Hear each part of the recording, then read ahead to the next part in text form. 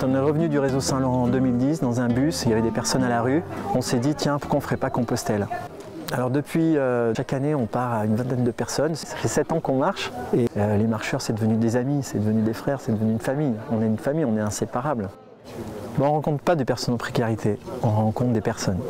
Voilà, c'est ça qui bouleverse. Alors effectivement, quand c'est des personnes qui ont connu la galère, c'est beaucoup plus fort parce que y a toute cette énergie qu'on porte parce que justement la vie est plus difficile. Et voilà, c'est vrai qu'il se passe quelque chose de plus dans les rencontres avec les personnes en difficulté.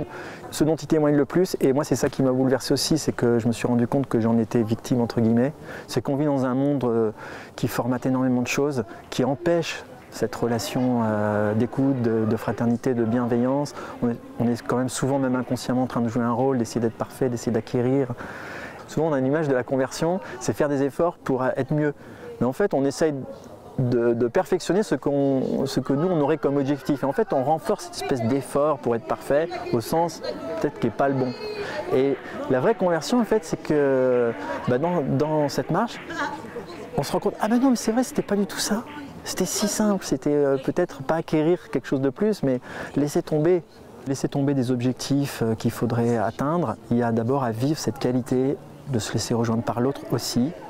Souvent on essaie de faire des choses pour les personnes en difficulté et il y a un mouvement, et voilà c'est ça la conversion aussi, il y a un mouvement inverse qui est vital, au moins aussi important pour nous mais surtout pour les personnes, c'est de les laisser être, d'être ensemble, voilà, cette relation qui demande beaucoup de gratuité, d'avoir beaucoup de temps et d'accepter qu'on n'est pas toujours en train de vouloir réussir des choses et de faire des projets dans un délai déterminé. Voilà. Et souvent le cadre qu'on met en place nous, c'est parce qu'on a fait des études, donc c'est des choses souvent un peu intellectuelles et beaucoup de personnes ne rentrent pas du tout dans ce cadre. Alors je dirais ce que les pauvres apportent à l'Église, c'est qu'ils parlent avec le cœur. Ils disent des choses qui viennent de leur expérience et pas de leur tête et on est touché. Les lieux fraternels qui sont en train de naître un peu partout, c'est ce que je cherchais au plus profond de moi-même et peut-être c'est ce qu'on cherchait tous. En tout cas, toutes les personnes qui sont dans ces lieux disent ça y est, j'ai trouvé une famille. Peut-être ça veut dire que c'est ce qu'elles cherchaient.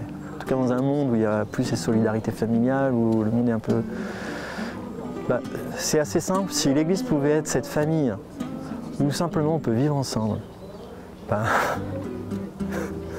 serait quand même assez extraordinaire. Et forcément, il y a de l'émotion quand on dit ça parce que c'est ce qu'on cherche au plus profond de nous-mêmes, chacun.